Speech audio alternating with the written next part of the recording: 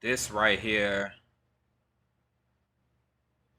is something that I really wasn't aware of. Black cowboys. Like I said, I'm half black and white, and I watched a lot of cowboy movies back in the day, and I actually never seen a black cowboy. I think I seen Sidney Poitier play a black cowboy in one of his movies. I'm not 100% sure on that. I might be wrong, but if I'm wrong on that, then I have never seen a black cowboy and a black cowboy that can sing.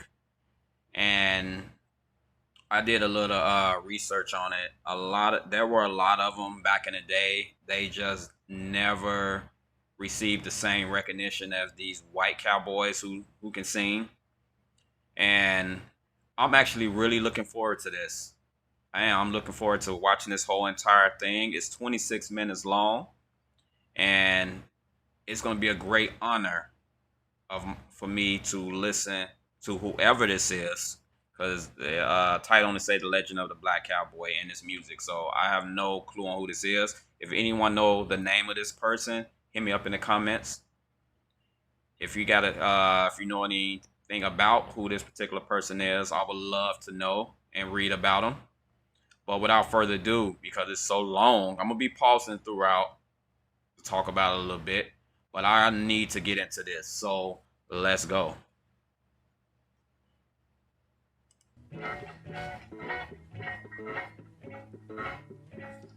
Songs are made about the Westerners and movies about pioneers.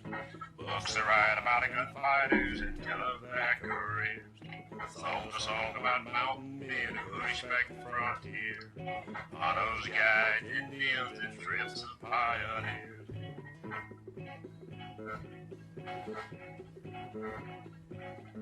Legends are told in song and story, one race they don't tell. Fire on Were the the tail really of the black black cowboys, cowboys? the country knew so well. Fire on the tail of the black cowboys, the country knew so well. They Nairobi Country Wranglers. knew so well. Now song and book, both fiction and fact were written every day. Henry Flipper. So again, some cowboys are black and truth goes astray. Legend and truth Ben and song and Hodges. story have left the great big gap. To fill the holes, just use cowboys whose skins are colored black. Fire on the tail of the black cowboys, the country knew so well. Nat Love. Fire on the tail of the black cowboys, the country knew so well. Interesting. Country knew so well. George Glenn. Slaves and Mr. Lincoln freed and leave our growing land. So these are legit fucking cowboys. Black cowboys. What the fuck? This something that, well, they don't do it now. I'm pretty sure they won't. This is something that they should have taught in school. Because like I say, everyone knows about white cowboys. It's millions of movies, and I know a lot of white cowboys, but I've never heard of black cowboys. And this really got me thinking now. Wow. I cannot believe it. I really can't. I did not think they even allowed black people to be cowboys back in them days. Wow. I'm shocked. Seem to vanish in the history where it's crossed the burning sand. Slaves had to just leave our growing land. They seem to vanish in the history where it's crossed the burning sand. Due west across the burning sand. Fire on the tail of the black cowboys, the country knew so well. Fire on the tail of the black cowboys, the country knew so well. The country knew.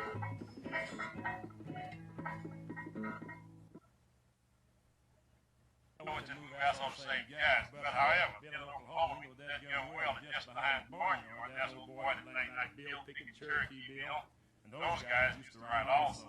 Yes, this was true. There were lots of black cowboys from a physical sense, and as far as our history is concerned, and there have been numerous of reports and counter reports done on this. Out of, say, 50,000 cowboys, one guy so said every fifth one was black. So, common arithmetic, that'll let you know there were quite a few black Really? cowboys that we know today. We're not talking about just rodeo cowboys. We're talking about working cowboys. Wow. before we get too much into the music thing, we should, for the sake of history, sort of let the folk know that prior to the cowboy scene as we know it today, we were also with the Spanish conquistadors. When I say we're talking about Africans, black Africans. And one guy we really want to share with you was an old boy referred to as Esteban. And his sole purpose was to work with these Spanish fellows. They were supposed to find a route to these fabled cities, 7 cities of Cibola. And as a fate would have it, and what is commonly known today as Florida Bay, their ship capsized, and there were over 300 guys out of 300 persons. There were only 7 of them that were saved. And Estebanico was one of those 7 guys. And so, if you by chance go down to the Grand Canyon area, you'll find an area there. They will have a big sign on the rock saying Coronado, the founder of the Grand Canyon, which is partially true. If you know your history, you'll know for a fact that 7 years before Coronado was there, was this same Estebanico, or Esteban. Now, so after you have your explorers and guides, we have other men in history that was a part of this physical West as we know it. And one of these guys was with the Lewis and Clark expedition. His name was York. We're talking about the Lewis and Clark expedition. Up through 1806. And the part of the world that he was famous for was the great Louisiana Purchase. You know, everyone knows about the Lewis and Clark expedition, but no one knows of York. I've never heard of him. This just blows my mind. Wow. And from that phase, we move And you know, it's cool that this reaction probably don't get a lot of comments and views. I really don't care. This is something that I'm happy that I'm reacting to because I had no clue. I had no clue.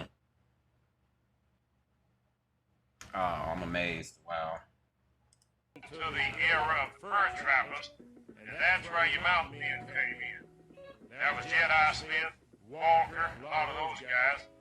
But also, right along at the same time, you had blacks that were part of the whole scene. Ed Rose was one of them. One of the most popular guys we know today was a guy named Jim Beckworth. Jim Beckworth. And he was a very popular, renowned guy as far as the state of California is concerned. If you're ever up in the Reno area, when you're coming back into the state of California, if you come out through a place called Hallelujah Junction at Black Springs, you will find that there's a place called Beckworth Pass, Beckworth Peak, little town of Beckworth over to the right. Okay. Down in a place called Quincy, California, they have a whole lot of artifacts about Jim Beckworth. So now we're going to show you a little tune about Jim Beckworth.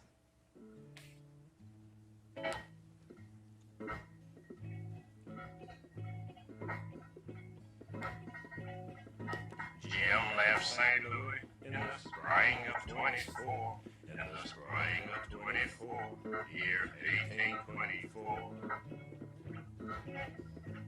Two friends and him they rode.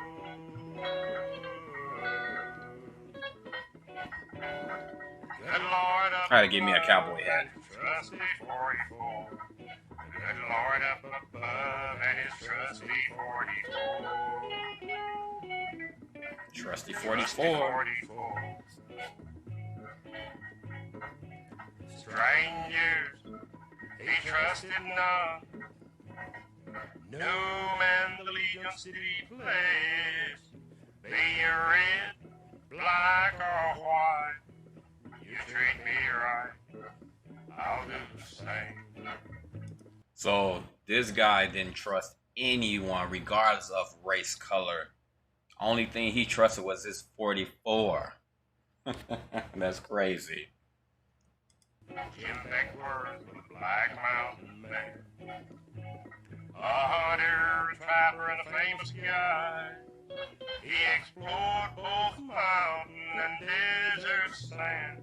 He was the chief of the Crow tribe.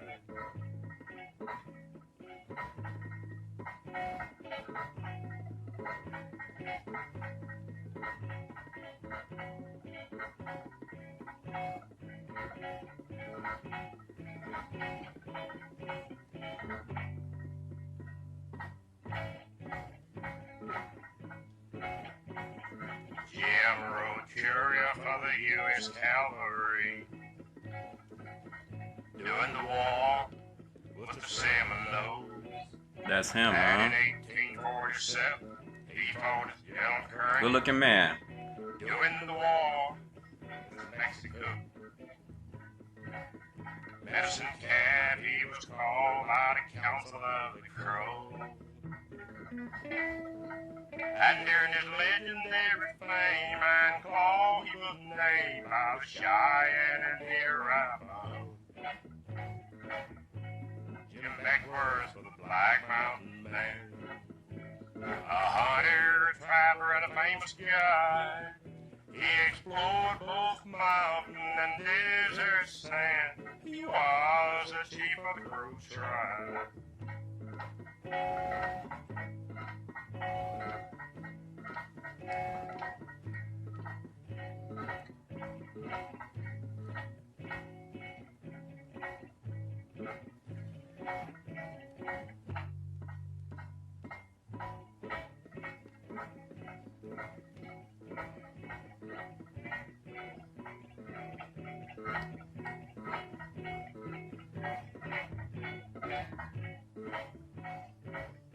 Wow, I just cannot believe never heard of these guys. In the Sierra Mountains, Jim Beckworth settled down, where he lived until it was time to return to his happy, happy hunting ground.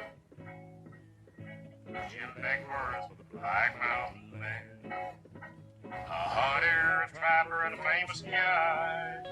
He explored both mountain and desert sand. He was a chief of the Crow tribe.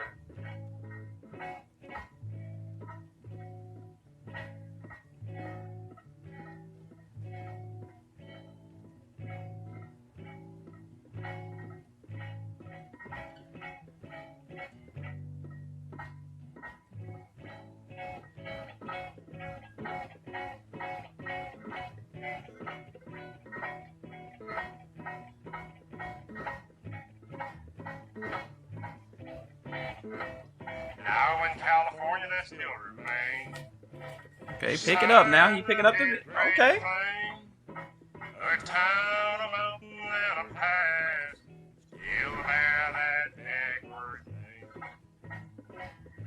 Jim Beckworth was a Black Mountain Man, a hunter, a trapper, and a famous guy. He explored both mountain and desert sand. He was a chief of the Crow tribe.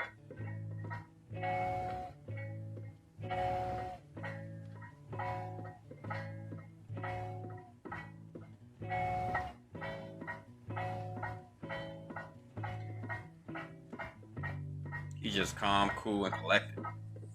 Did black women contribute to the development of the West?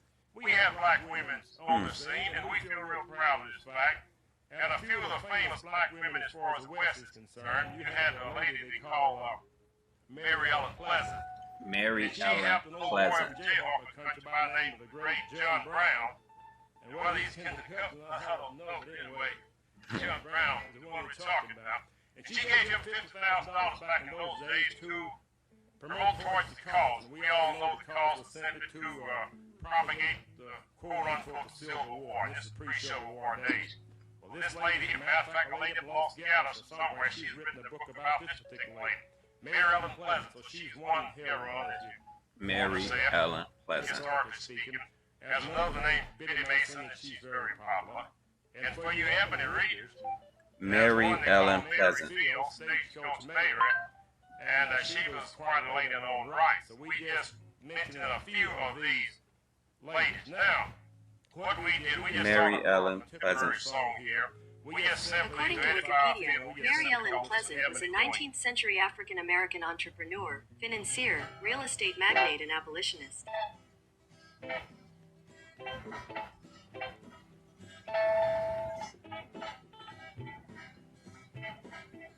You are the girl of my dream.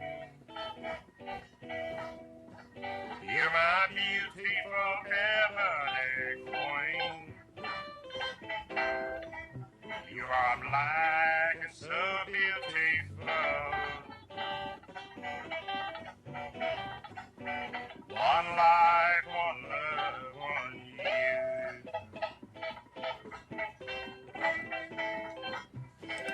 All right, I'm gonna read a little bit about Mary Ellen Pleasant, just a little bit. It say on this date in 1814, Mary Ellen Pleasant was born. She was a black businesswoman and entrepreneur for over 50 years in San Francisco gold rush heyday. From Philadelphia, she was educated in Nantucket, and while in Boston, began associations with William Floyd Garrison, and he just mentioned dude name, and others, including Alexander Smith, whom she married. After his death and the willing of money, she moved west, spending time in Canada, Western, working with fugitive slaves near Charleston in the late 1850s. At this time, she met John Brown, where the raid on Harper's Ferry was planned. By the 1860s, she moves to San Francisco, where she became a investor. Her best known establishment at 920 Washington Street in the heart of today's Chinatown was the meeting place of some of the city's most prominent politicians. Mary Pleasant challenged the Jim Crow laws in her case against the Black Beach Railroad in 1968, and she testified in a highly publicized trial, Sharon versus Sharon of 1884. She was well aware of distortions of her character in the press, including that the press were smart. She was smarter. Historians of the West describe her as a Madame Voodoo Queen prostitute. Wow. Pleasant herself requested that the words "she was a friend of John Brown" be printed on her grave. Mary Ellen Pleasant died in 1904. Wow. That's her.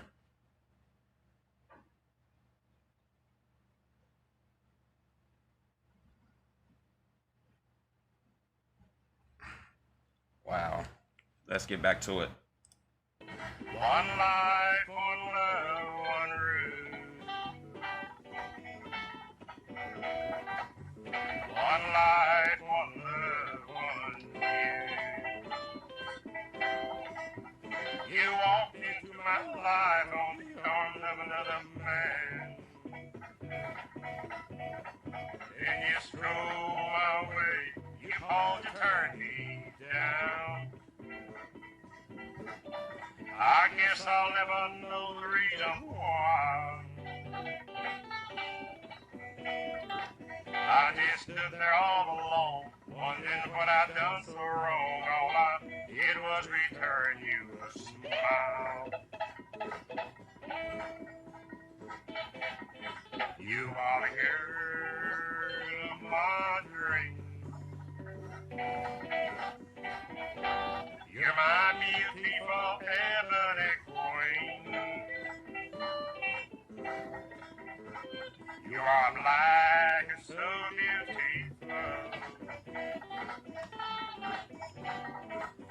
One life, one love, one you. That is 20 long years ago. Since that vow to me that I made, I promised me I'd marry you, I'd make you mine.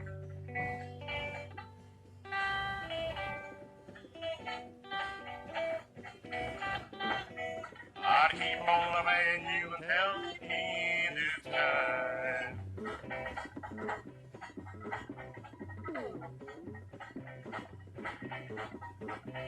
You are the girl of my dreams.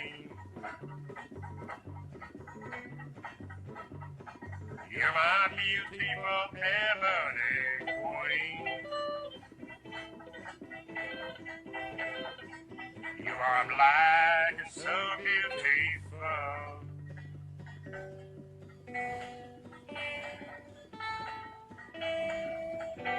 I'm proud I made you mine. I'm proud I made you mine. They sharp, I can tell you that. They sharp. Love them clothes. Especially them shoes. And I'm a shoe guy.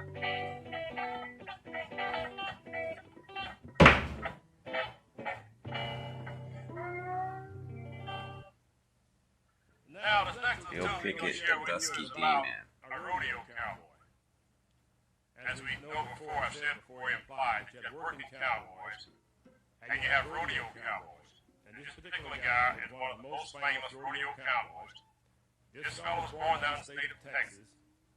His name was Bill Pickett. And so goes the legend, he made his big money up in the state of Oklahoma. Fact of the matter is, the county Bill where he Pickett. made his money was, we talk about big money now, so in Kane County, on the western side of the Arkansas River, little town named Polk City, Oklahoma, little log town up there. All right, let me pause that for a second. It said William M. Bill Pickett was a cowboy, rodeo, Wild West show performer and actor. In 1989, Pickett was inducted into the Pro Rodeo Hall of Fame. Wow. And he was born December 5th, 1870 in Williamson County, Texas. He died April 2nd, 1932 in Ponco City. His spouse was Maggie Turner. He had 9 children, and his resting place is White Eagle Monument, Maryland, Oklahoma. Wow. So he got inducted into the Pro Rodeo Hall of Fame.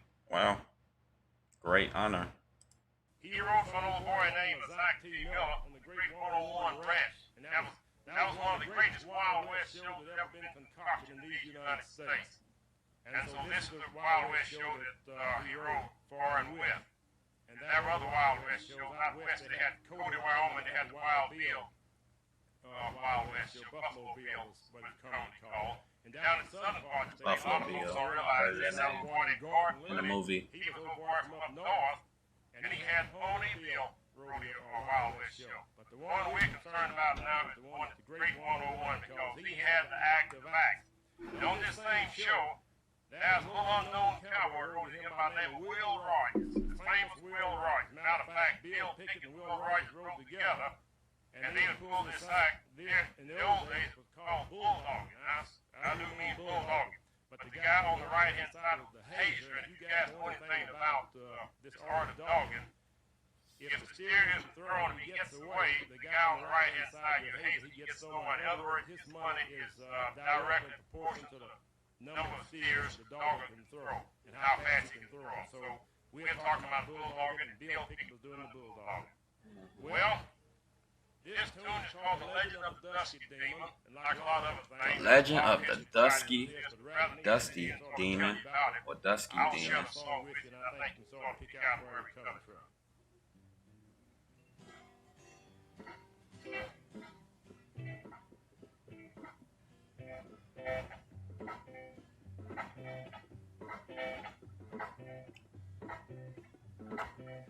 Right, folks, and if you've been here, I'll tell you a story you really must hear.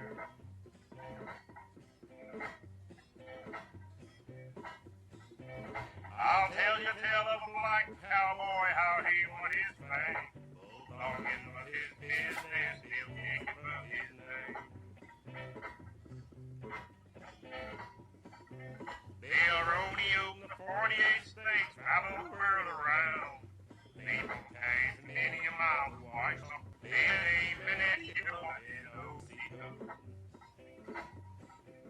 A challenge but heard and a bet was made. This is what happened now, I'll tell you what was said. You can tell this is so old. It's starting to mess up a little bit. slowly begin to bend. Then men like father with our bulldog grip, clamping his teeth into that bull's upper lip, and then he threw himself to the ground and let his weight have slowed that El Toro down. Then he stayed on bended knee, removing his hat for all to see. Then he struck his familiar pose, El Toro down by the nose, as he held El Toro down by the nose.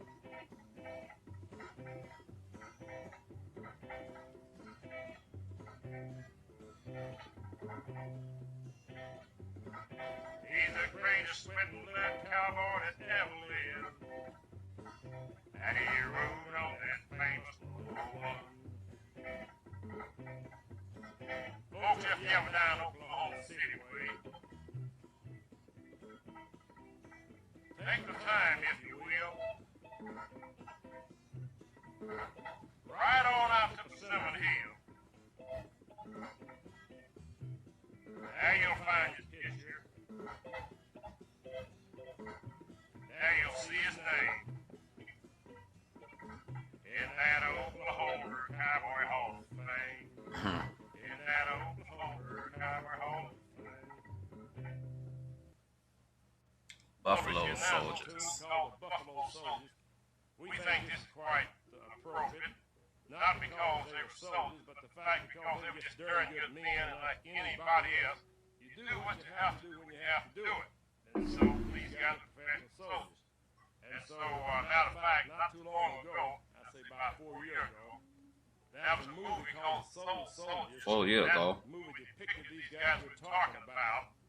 In fact, matter is, down in L.A., there are a group of guys that ride, call themselves the Sons of the Buffalo Soldiers, Buffalo Soldiers. They ride parade and do a lot of great things. So this particular tune we're going to share with you is going to be in honor. Seemed like a very intelligent guy. And an intelligent, educated guy, by the way he's speaking. And he knows a lot about cowboys back in them days. And like I said, it's an honor to listen to this guy. And I will be watching this over again. But yeah, this is some serious stuff and some great history. And like I said, I'm happy that I'm learning new things doing this reaction. This is great. Makes me feel good. Of the legend those guys stood for.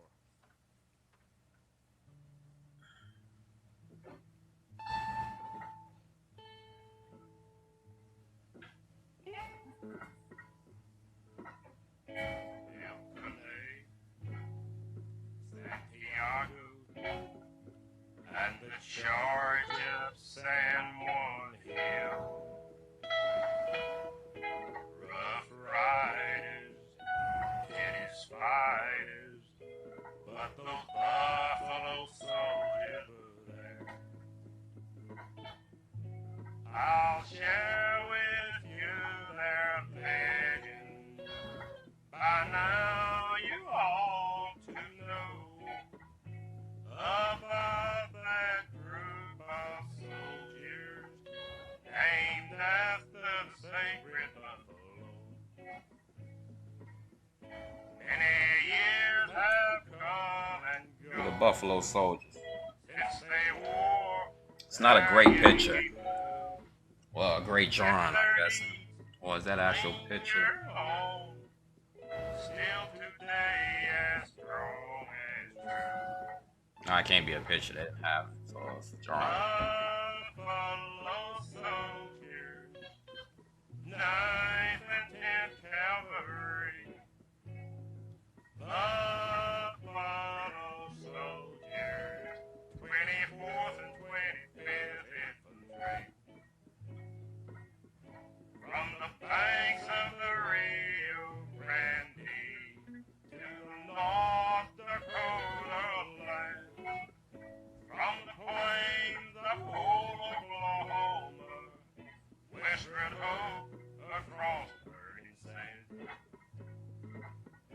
We uphold our redskin brothers, and they fall to the very bitter end.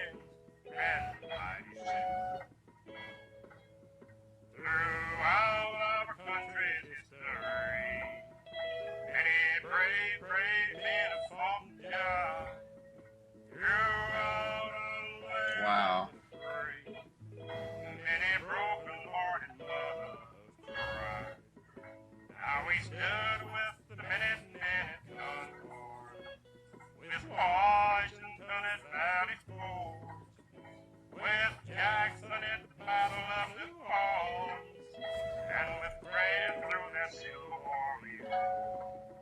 On God's green earth you'll never find no greater breed of mankind. Now all we seek is mortal men,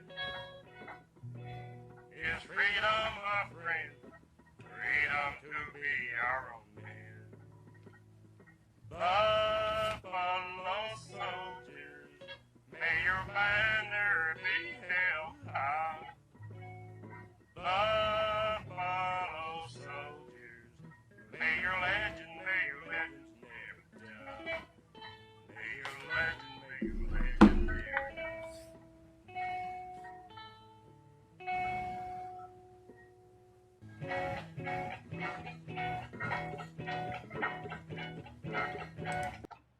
Wow.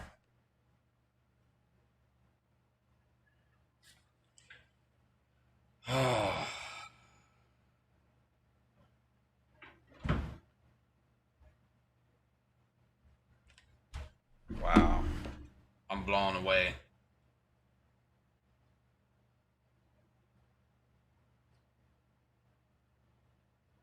Had all the history in the world, all the books you can read.